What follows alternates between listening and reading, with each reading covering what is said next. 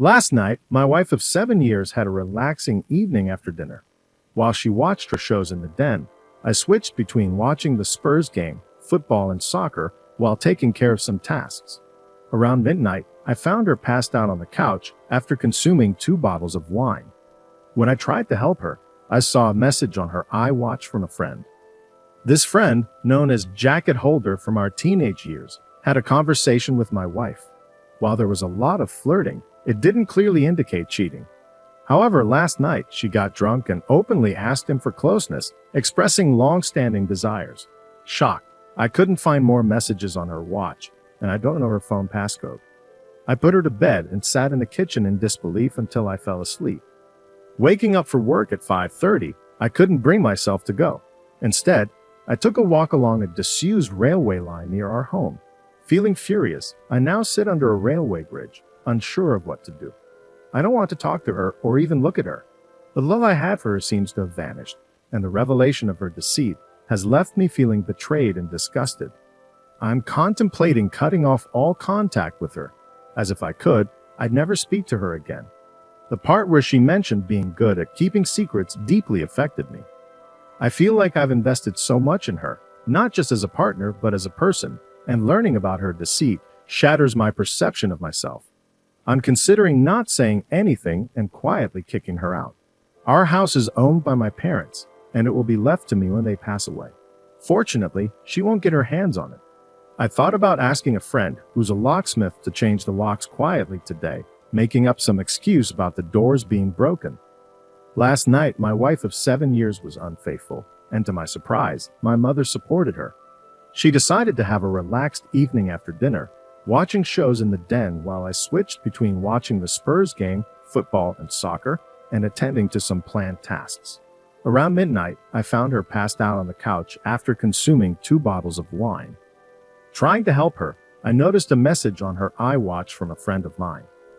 Though not a close friend, we had played sports together for years, known each other since our teenage years, and nicknamed him Jacket Holder. Reading their conversation, it seemed like he reached out to her first.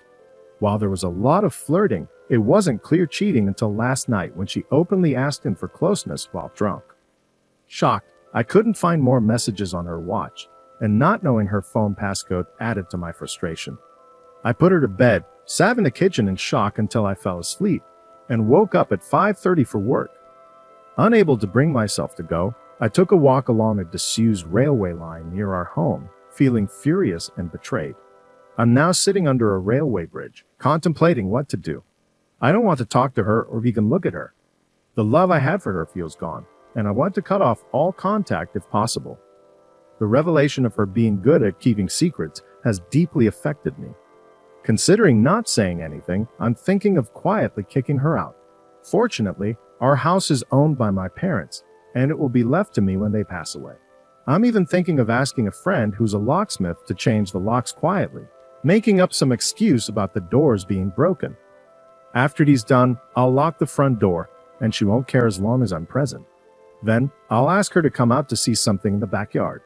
Once she does, I'll quickly lock the door behind me. It may sound childish, but I'm at a loss for what to do. Looking at a bottle right now, my life feels like it's falling apart. As for that so-called friend of mine, there's no doubt he was up to something. I plan to confront him soon, not physically, but by exposing his actions.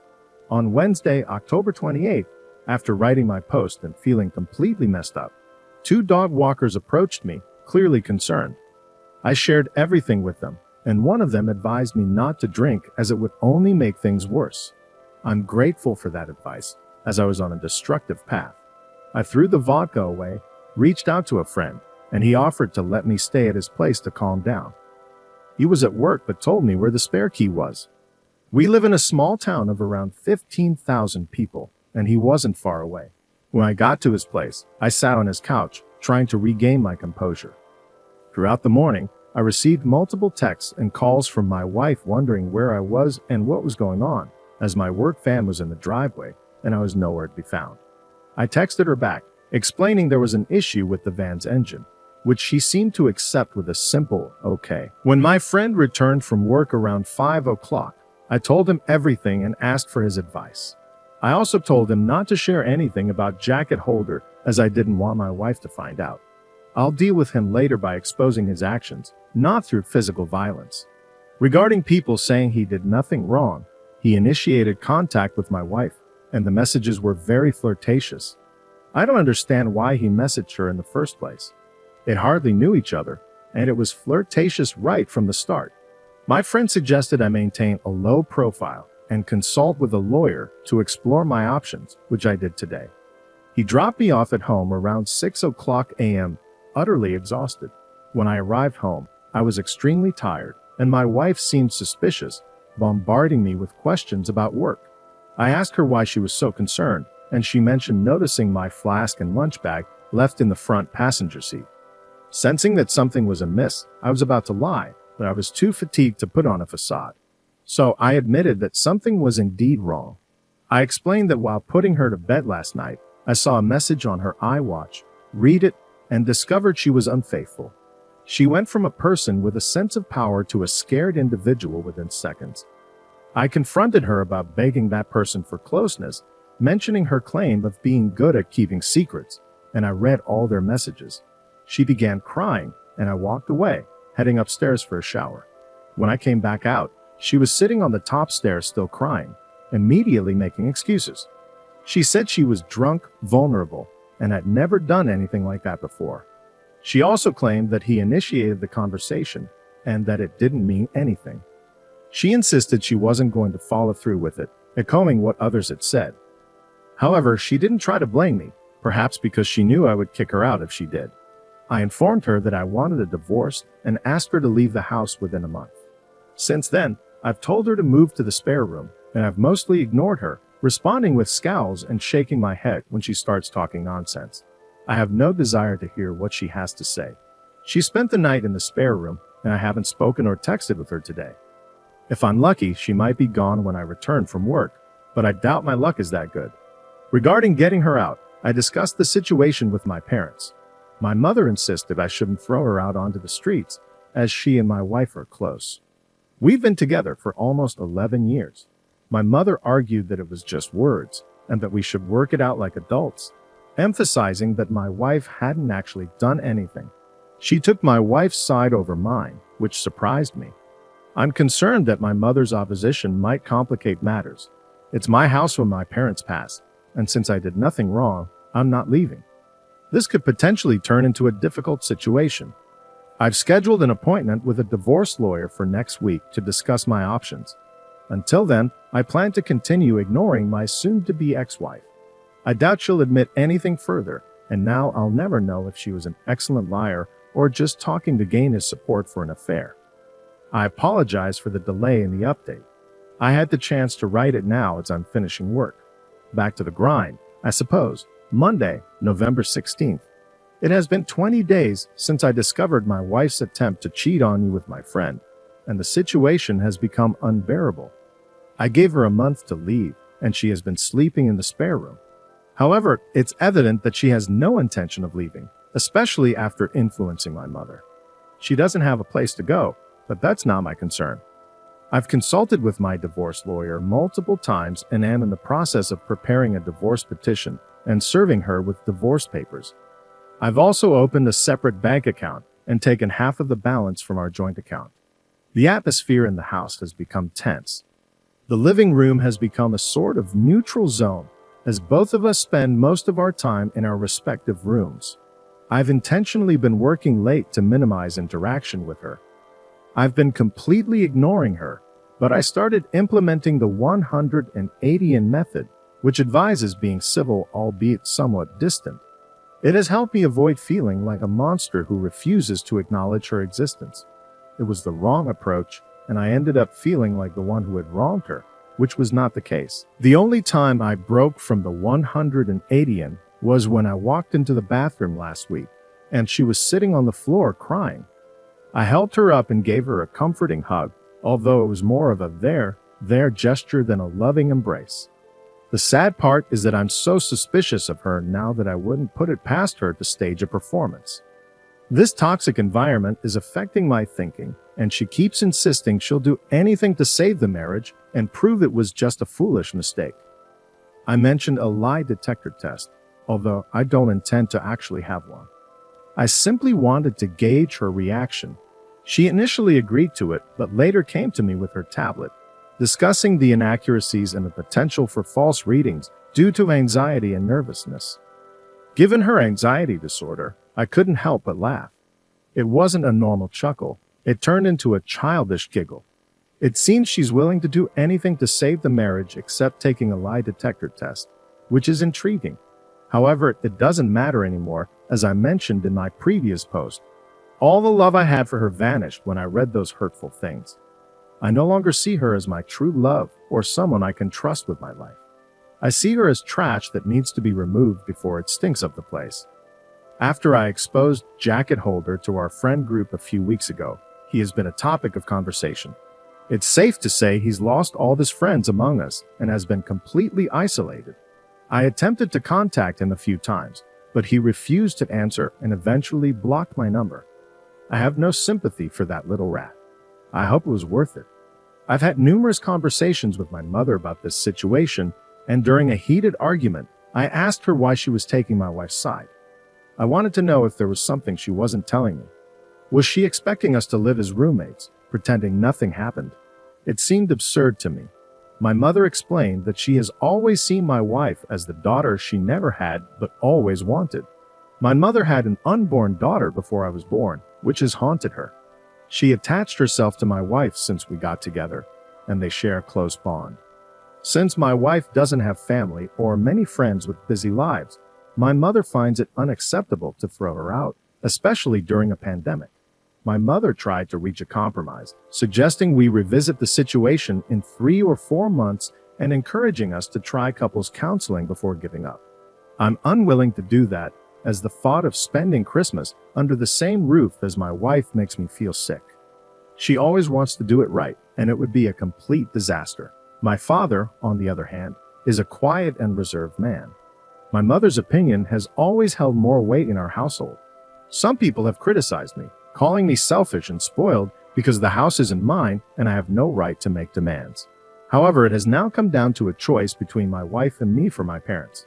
If it comes to that, I'm prepared to walk out the door and never return. I need to be able to look at myself in the mirror with self-respect, and someone needs to keep their word in this situation. If I do leave, a friend has offered me a place to stay for a few weeks until I get back on my feet. But if I do walk out that door, I'll cut ties with my parents.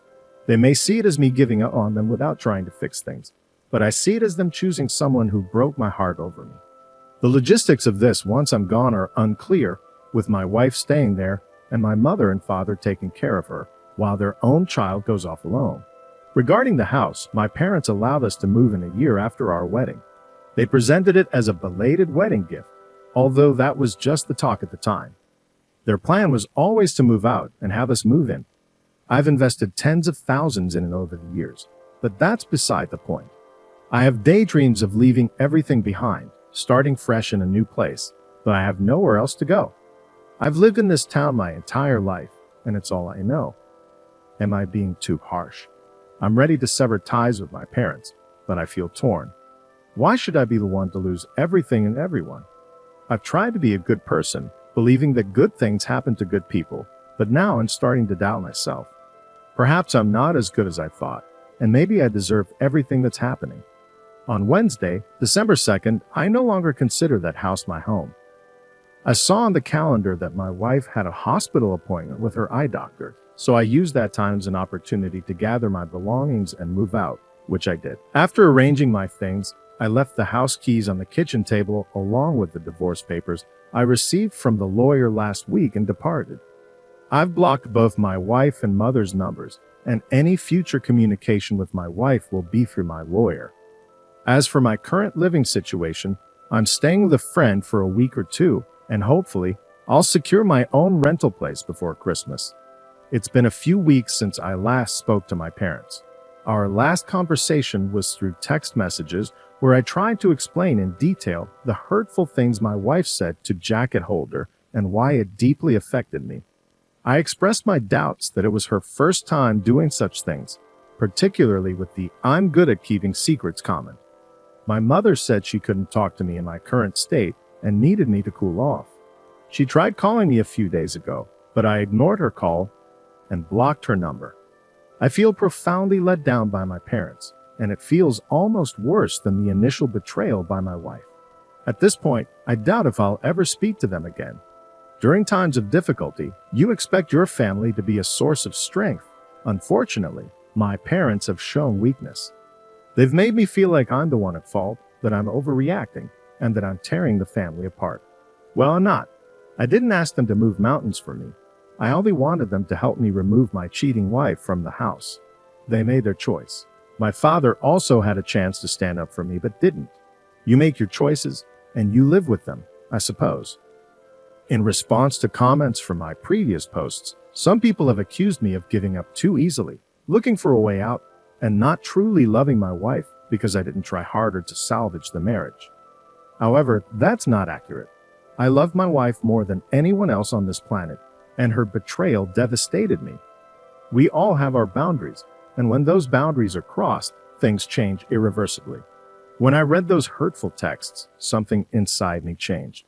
I fell out of love with her, like waking up from a spell in the movie. Anything attempted after that would just delay the inevitable. I'm curious about the dynamics of my parents' relationship with my wife now that I'm gone. Will they continue to support her, knowing it has strained their relationship with their son? As for me, I have aspirations to travel. My wife disliked flying, so most of our vacations were in southern England, places like Newquay, Cornwall, and Devon.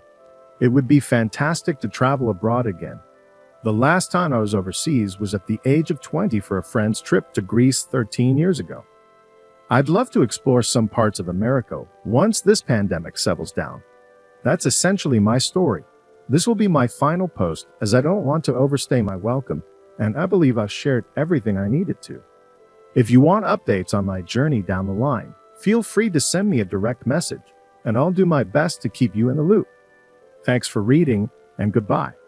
Fast forward to Wednesday, May 26, 2021.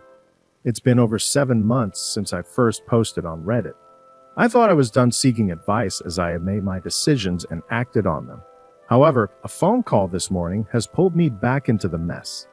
I've relocated 15 miles away, changed my phone number, and continued with the process of divorcing my wife. She has ignored requests from my divorce lawyer to cooperate, causing delays. We're now in the process of seeking an official court order for her to be served. This morning, I received a call from my friend informing me that my dad wanted to reach out because my mother is unwell. He asked if it was okay to share my new number, and I agreed. My dad called to inform me that my mother is in the hospital in stable, but not great condition. This was a shock since I haven't heard my dad's voice in a long time, and he sounded emotional. He explained that my mother really wants to see me, so he requested that I meet him at the hospital and visit her with him tonight. I agreed, and we arranged to meet outside the hospital. I decided to leave work early as I couldn't concentrate, and I'm now anxious, questioning if I've made the right choice. I fear I might get drawn back into the chaos I walked away from. I've never felt this nervous before, and the lack of control I have over the situation is causing my mind to wander in various directions. It feels like I'm entering a burning building blindfolded, not knowing where the exits are. Why does she want to talk to me now? Has she had a change of heart? Unless she's also had a personality transplant while in there, I find that unlikely. Will my wife be there? I have no interest in ever seeing her again. I'm still angry about what transpired with them and the way they took my cheating wife's side over mine. I've been going back and forth in my head about going at all, but I will go. I was also thinking about seeing if she wanted to speak over the phone instead, but I'm not sure if she would do that or even if she's well enough. I feel like the bad guy here and that I might have caused this by walking away. How would you handle this? On Saturday, May 29th, I did end up going to the hospital on Wednesday night. After much deliberation, I was on the verge of backing out at the last minute as my courage wavered, but I needed closure and knew I'd regret it if I didn't go. When I arrived at the hospital's parking lot, I couldn't help but feel paranoid, half expecting my wife to jump out from behind a bush or something. I met my dad at the entrance, and it was quite awkward as he tried to hug me, but I declined. I made it clear that if my wife had any presence here, I would turn and leave. He assured me she wasn't around, and we proceeded to the ward where my mother was. When I saw my mother, I was shocked at her appearance. She seemed to have been through a lot. I've never seen her look so frail. She had a severe black eye along with bruises and discoloration on one side of her face. She had a bad fall, breaking 2 ribs, shattering her elbow, and hitting one side of her head on the ground. So, elbow, ribs, then her head in that order. As she saw me, her expression changed from being zombified to more animated. She told me how much she missed me and wasn't sure if she'd ever see me again. I reminded her that if she truly wanted to reach me, she could have. We had a conversation about what exactly had happened, how she was down for a few hours before my dad found her, and her determination to mend bridges with me. I brought up my wife and the ongoing divorce process, explaining that I had been pushing for it, but she seemed to be ignoring the letters. I asked if my wife was still in the house, and my mom admitted she was, which made me disgusted. She began to say that my wife is lost without me and is not doing well.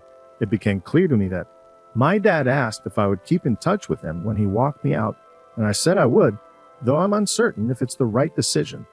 Time will tell. Once I returned home, my emotions were a roller coaster, shifting from sadness to anger. However, I'm relieved that went. I couldn't help but think about my wife and what she once meant to me. The pain remains when I reflect on the events of the past 7 months. It's hard to believe they're real. The speed at which everything fell apart was astonishing. Life moves quickly, especially when you're not paying attention, and I wasn't. It was pure luck that I discovered her attempted infidelity, just a cosmic coincidence. I never noticed the signs or connected the dots. I only saw something on her watch that shattered my life. Now, I'm aware that it wasn't the only instance. I feel it deep in my heart.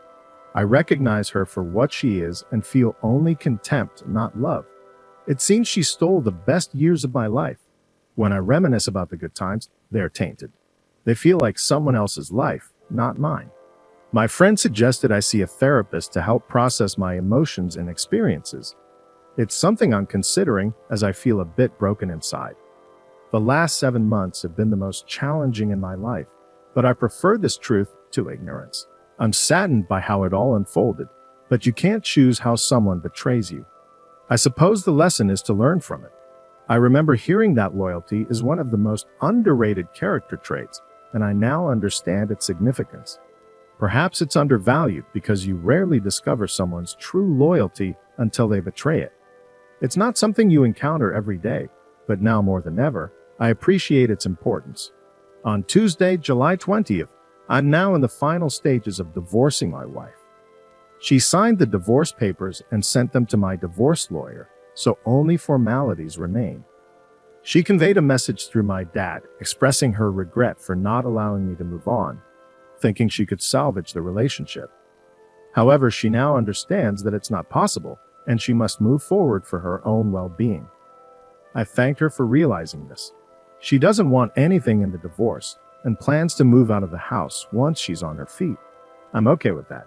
Concerning my mother, I haven't spoken to her yet, but my dad mentioned she's doing better after leaving the hospital and regaining some normalcy. I don't know how things will turn out between us, but I've suggested that if the house is to become mine, they should transfer it to my name to provide me with some security. After that, we can work on rebuilding bridges. We'll see how it goes. My most significant challenges lie in my mind and overcoming all that has transpired. The human brain is a remarkable yet frightening thing,